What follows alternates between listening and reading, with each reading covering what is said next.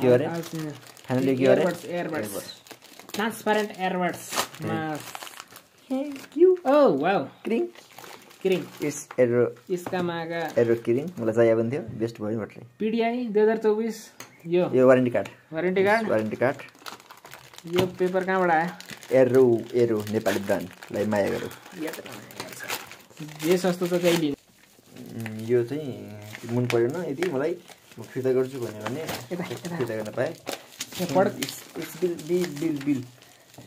3 arrow नै यो ब्रान्डबाटै आएछ यो थर्ड पार्टी रेन्ज भनेर बुझ्नु पर्यो किनकि यो भर्खर हिजो मात्रै लन्च भएको कारणले चाहिँ यो चाहिँ म खोल्दै छु अहिले ओ बेस्ट बाहिरदेखि त राम्रो देखिन्छ तर अब हेरौँ कस्तो छ हो हाइफाई म्युजिक सुपर PD-1 भर्खर मात्रै बुल्टुथ 5% 5.3 रहेछ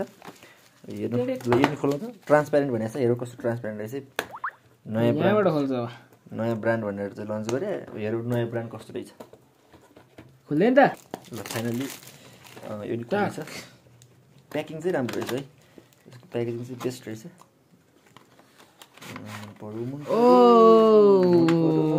finally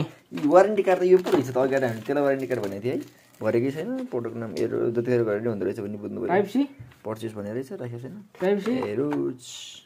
then charger type C या टाइप सी चार्जर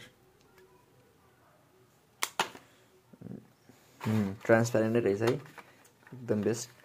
लोगो पनि छ यसरी खोलेर दुईटा यो कुनको फोन मोबाइल थियो एउटा यस टाइपको ट्रान्सप्यारेन्ट भनेको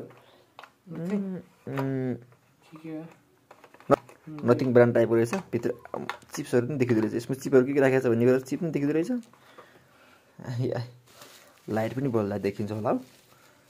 चार्जर यो चाहिँ के हो कानमा घुसाउने यो कानमा घुसाउने रहेछ सर्ट रहेछ तर सर्ट एकदम बेस्ट टेस्ट गर्छौँ त्यसपछि यसको ब्याकअप चार्जर कति राख्छ त्यो कुरा त अब हामीलाई थाहा छैन हेरौँ